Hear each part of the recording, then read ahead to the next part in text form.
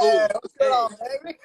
what's poppin', G? How are you? You good? Oh, I'm good, man. I'm good. I'm full of sleeps, but I'm happy to be here. How are you?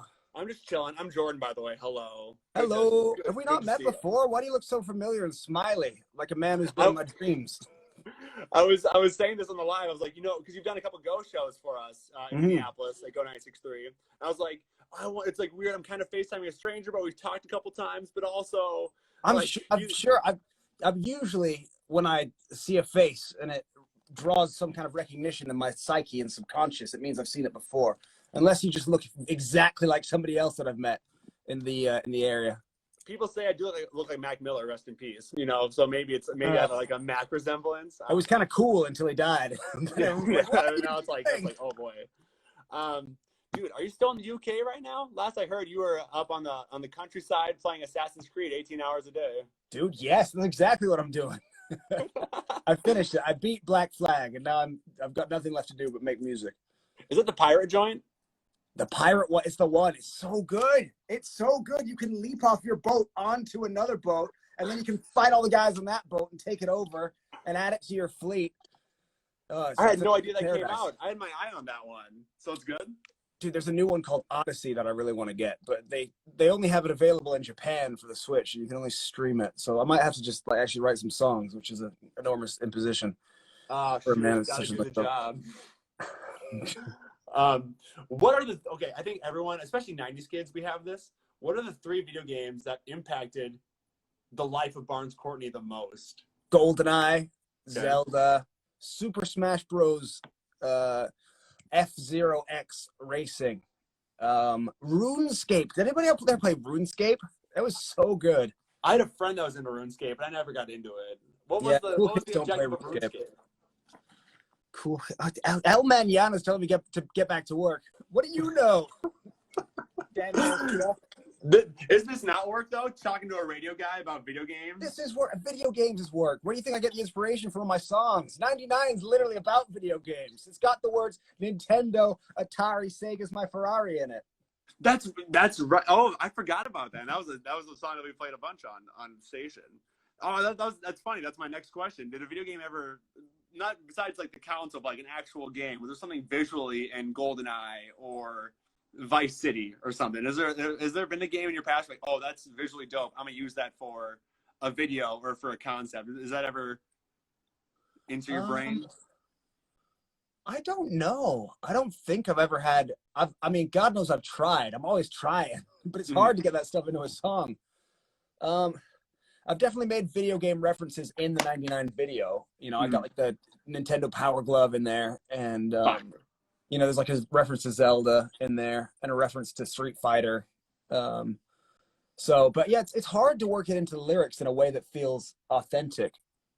Yeah, I guess it's like an homage type thing, because it can help create like I was a big Crash Bandicoot guy, and I hear the sound effects in my brain when I'm doing mundane tasks. So I feel like it's hard to, either you're gonna pay an homage to it or it's gonna be like outright like the Power Glove type thing. It's tricky, ain't it? Because you have to nothing you do is ever going to be as good as those things are in your memory from when you were a kid. So you have to almost.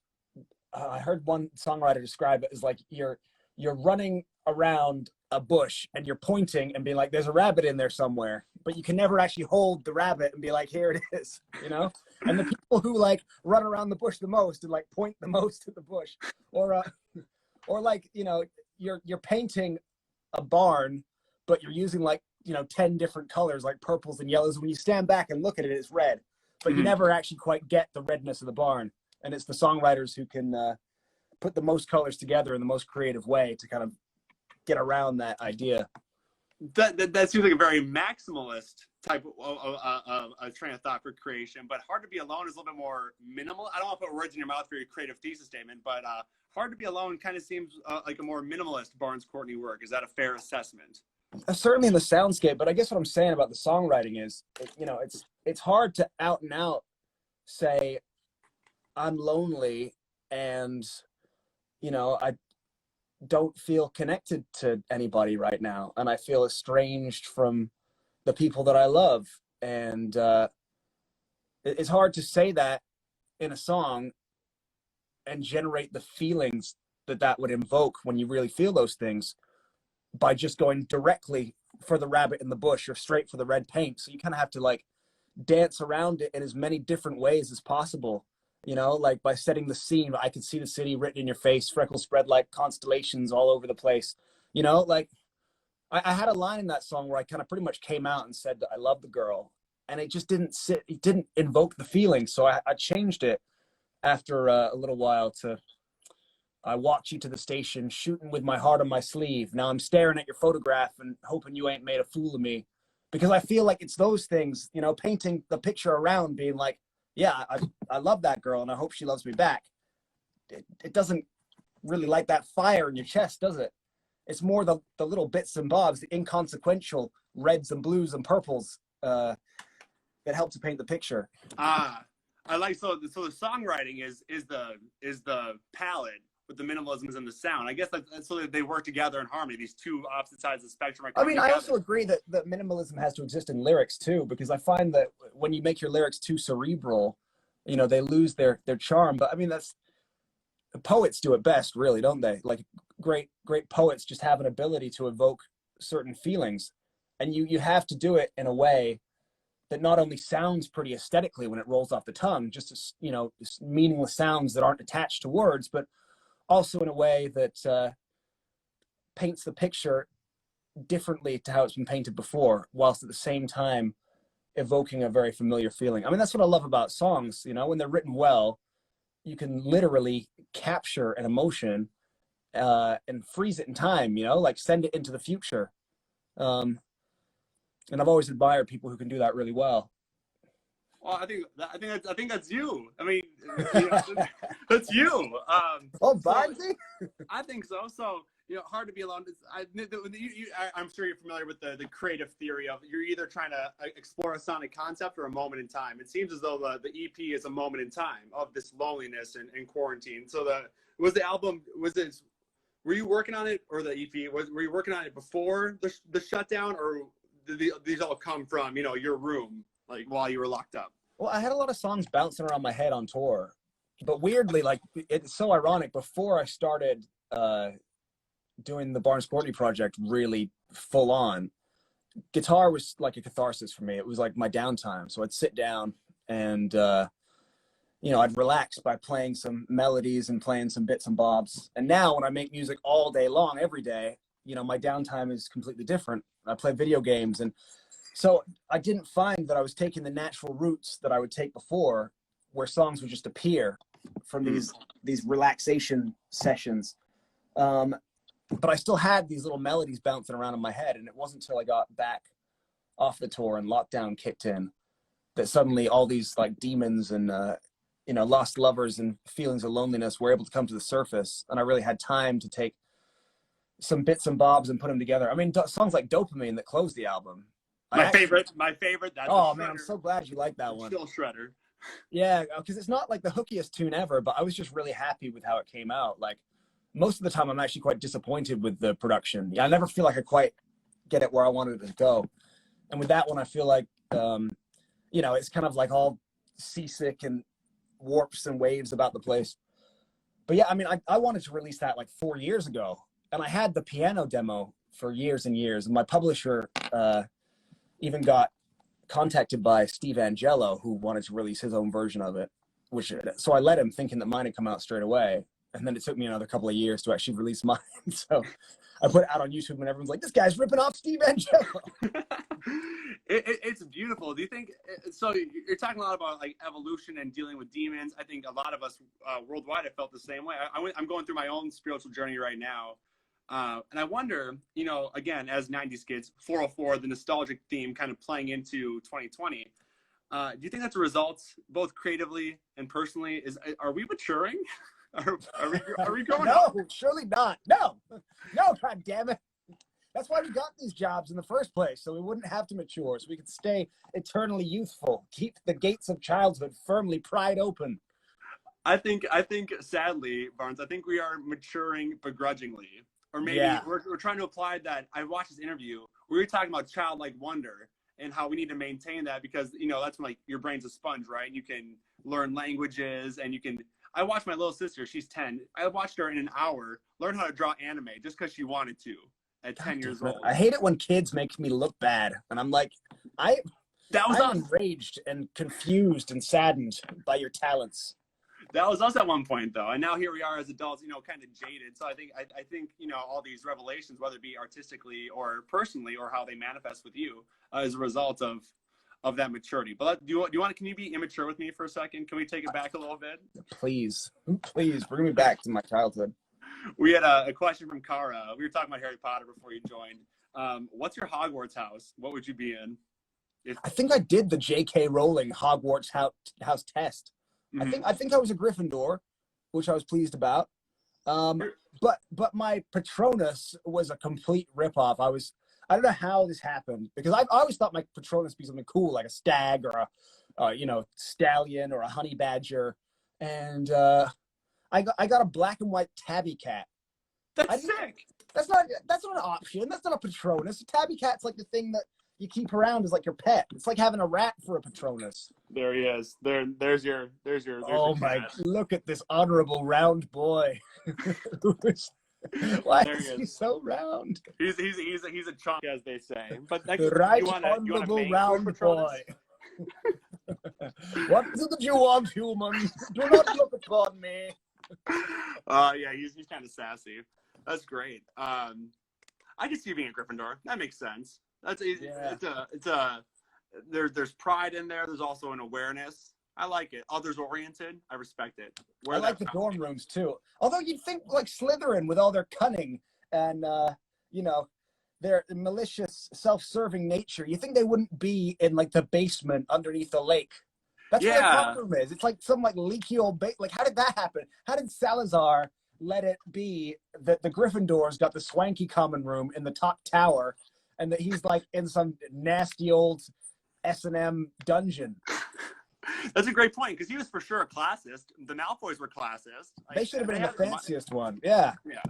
Well, we never saw it in the movies, though, did we? Makes fun of us millennials for being into Harry Potter, because for me, Harry Potter's like the ultimate sign that I'm a child. It's like, no, I like Gryffindor and Hogwarts, and then this has now become a marker of being like close to 30. God, don't say that. That's a scary thing. What intrigues you right now? What topic or thing lights up Barnes Courtney's brain? I think what's really interesting is that we have possibly been born at the end of history. Go on. Well, there's an overwhelming amount of evidence right now that the ecosystem is in the last 1% of its life.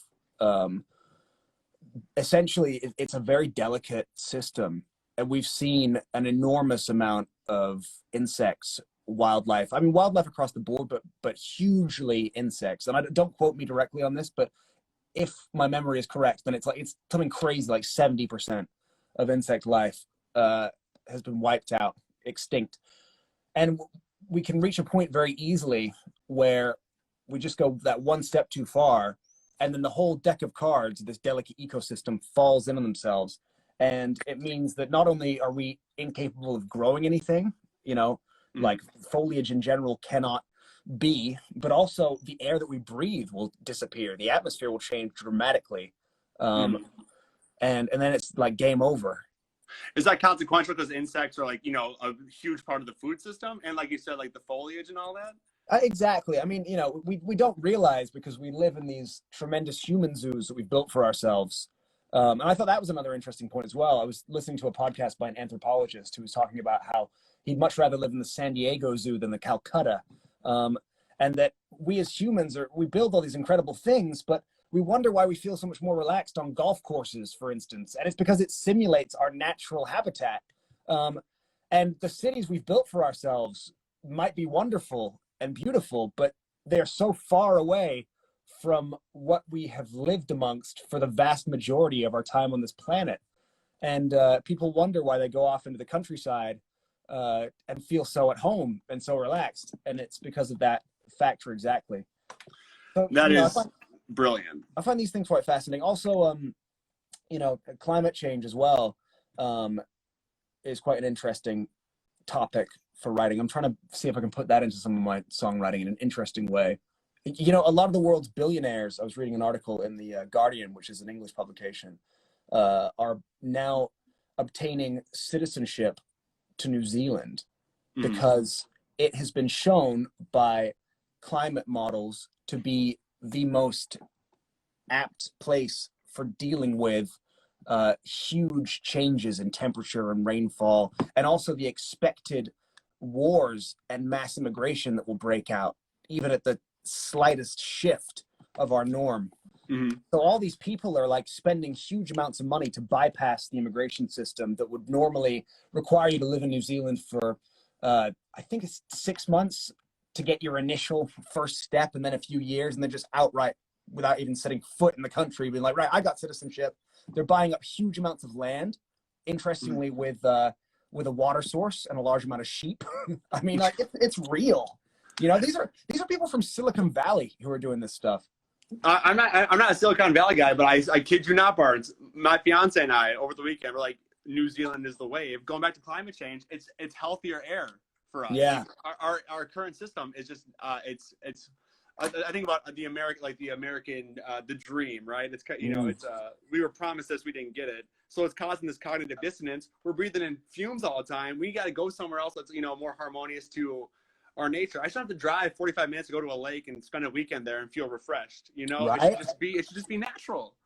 Well, that's the thing. That's what this anthropologist was talking about. You know, it's kind of bizarre. It's a really interesting book called *Sapiens* that talks about this treadmill we've been on since the dawning of the agricultural revolution, where we believe wholeheartedly that the systems and technologies we've put in place are making our lives easier, but inadvertently we're making our lives much harder and faster than before. For instance, we can look at tribal societies today and see that they spend a lot of time laughing, joking around. Their hut blows over, they're laughing about it. They catch a bunch of fish, they're laughing about it. They hardly catch any fish, they're laughing about it. This has been observed, and we found when we look back throughout history that when humanity started to farm, our work hours went up dramatically from Mm. like sort of 8 hour, I think it was even 4 hour working days hunting gathering to 12-hour working days carrying heavy water buckets, becoming a slave to the wheat plant. Our Is food this surplus this is increased, like right? late 1800s industrial revolution type thought, right? And like the dawn of the 40-hour work week. Is that what you're I'm hinting? talking about even earlier than that, when the Okay. Sumerians first began, cultivating Oh, the wheat plant. okay. Um, I mean, we suddenly had a much higher food surplus, which we assumed would save us from harsh winters and give us extra food and be a luxury. And what actually happened was our population size started to increase because of the food surplus. And then we needed more food. So we had to invent the plow to make ourselves more efficient, and we've been on this increasingly sped up treadmill over the centuries. And now we find ourselves, to draw modern parallels with iPhones, for instance, that are supposed to make letter writing easier, but ultimately, instead of receiving one letter a month and really thinking about what you're going to write back, we receive hundreds of letters in a day, and we're like struggling to type and keep up with them all. And a lot of people wonder if this momentum that we've built up over thousands of years has become so great that we don't actually know how to stop. Even if everyone were to wake up and realize that we are heading into our own demise, um, perhaps it's not even possible. Perhaps we lack the cognitive capacity to organize ourselves as a human race globally. I mean, for the first time ever in the history of humanity, we're a global society.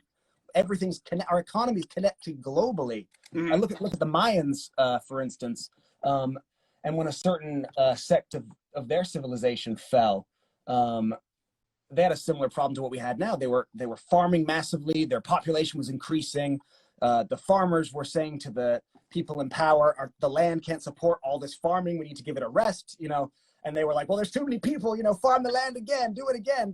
Don't do your usual rest years. And they were cutting down trees to try and build more homes, and that was eroding the soil. And then they would get huge floods, which would erode the topsoil, um, thus making their nutritious topsoil that they were already running low on anyway start to deplete faster and faster.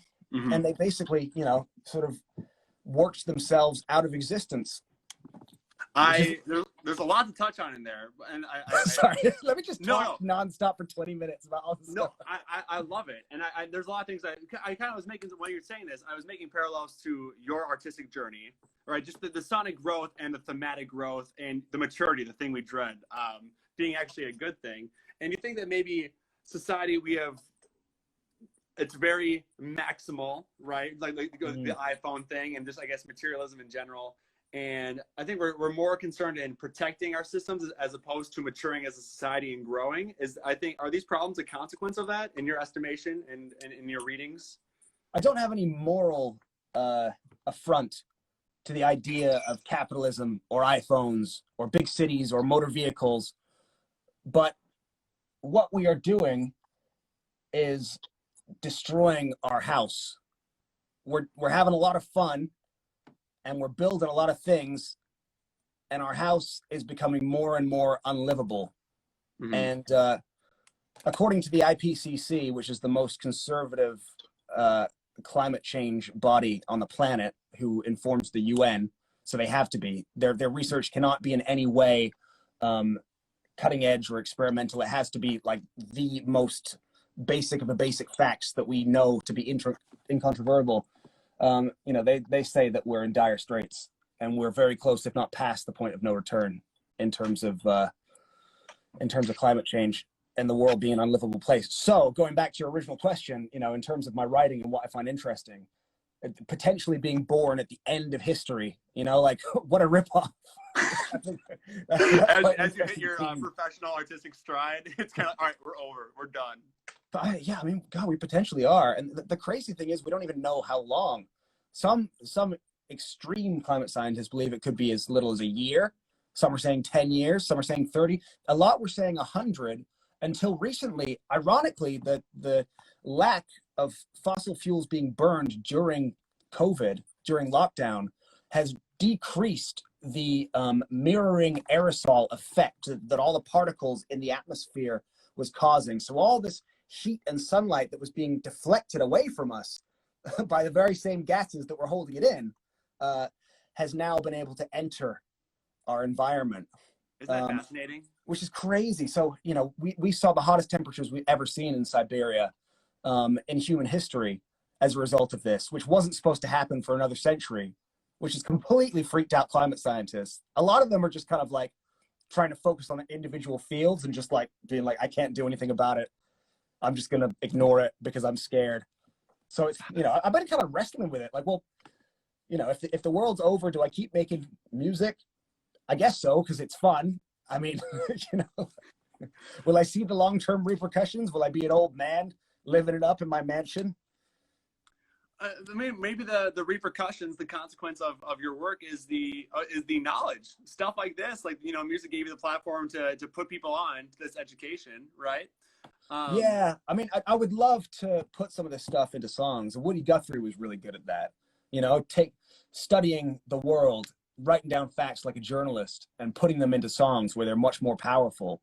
But it's difficult to write about serious things and make them entertaining. It's very difficult to put those things across without sounding preachy, even in an interview. There's always going to be a certain amount of the population that's like, oh, this fucking guy. I thought you were very relatable. I thought you were very. Go back to singing your song. Sing another song about glitter, douche. I mean, if the 1975 could do it, if Radiohead could do it, if Benny can do it, like the biggest pop song in the planet right now, I think you could too. Like, yeah, it's an important topic. I mean, it is the most important global crisis that humanity's ever faced, and it's right in front of our noses, but it's just so mind-bogglingly enormous that it's difficult to even comprehend. And even myself, someone who understands it intellectually, finds it difficult to physically process. Oh, it's paralyzing. The comments are calling for a Barnes Courtney podcast. Your thoughts? Can we get a 2021 launch date on that? Dude, I would love a podcast. My problem is I'm so like ADD. I need somebody like you to be like, hey, can you come and speak to me and I'll ask you questions at this time? And then my team's on it like, Barnes, I haven't heard from you all day. Where are you? I'm like, oh my God, I'm in the shower. I'm sorry. Okay, Jordan Barnes, every Monday, 1 o'clock, IG Live. We're going to talk about society. We're going to make it happen. I guess this seems to be a natural off ramp. But I want to ask one more thing. If people in the comments or even myself, we want to learn more about this, where's a good place that you'd recommend to get some resources or some readings or a TED Talk? Yeah, where do you go? I think it's important to think critically about any information that anyone's giving you, especially in the days of the internet, because there's so many different things out there. So Google and YouTube are amazing resources. So like, type in latest climate change news and read everything and make your own decisions, and read the opposite view to mine. Read the information that says that climate change is a hoax and it's made up by the Chinese and it's a myth, and and then read the other stuff, in the Guardian about the Silicon Valley billionaires who are buying up houses in New Zealand, to try and see if they can bolster themselves for the end of days, and read the articles in the Observer or things by the IPCC about how we're sort of in the last 1% of our ecosystem's life, and weigh up the two arguments and decide, well, where do I sit in amongst all this? I would say to anyone who, respectfully, by the way, to anyone who doesn't agree with global warming, I would say that in any system, if you believe in cause and effect, when you put a very, very large amount of a certain substance into anything, there has to be some kind of effect, Straight up. And we've been pumping gases and particles into our atmosphere since the Industrial Revolution, which is a very long time. But I do understand people's skepticism. It's difficult to comprehend that something seemingly as everlasting and indestructible as the planet could ever be in danger. But it really is. And, if you study, there's a great podcast called the Fall of Civilizations podcast. And it's amazing how many times you can see history repeat itself. Civilizations going under, like the Mayans, for instance, as a result of abusing their environment. But unfortunately for us, they were just a small section of the planet. And we are now doing it as a global civilization. I love everything you're talking about, for everything from history to nuance to synthesizing your own opinion to source identification. I think these conversations and those 4 check marks for just information receiving is the wave. So yeah, I mean, anybody out there who ever tells you that they are the Messiah or that they know everything, that you need to listen to them because they know everything through and through, there's someone to be weary of. The people to listen to are the people who encourage you to make your own decisions. That's what a beautiful, and you are one of those people. What a beautiful. Yeah, in a roundabout way, I've basically just said, listen to me. But critically, there's a big difference. Yeah. Listen to me critically. Barnes, thank you so much for taking the time and spitting some game. We really appreciate it. Oh, thanks for having me, dude. Yeah, appreciate it. That was great. All right. Stay safe out there. We'll see you next time in Minneapolis. Pizza on me. Sound good? Boom. Dude, I'm so down. Come on now. now. Oh, I miss you guys. Can't wait to see you. Hey, Barnes, stay up, all right? Later. Bye.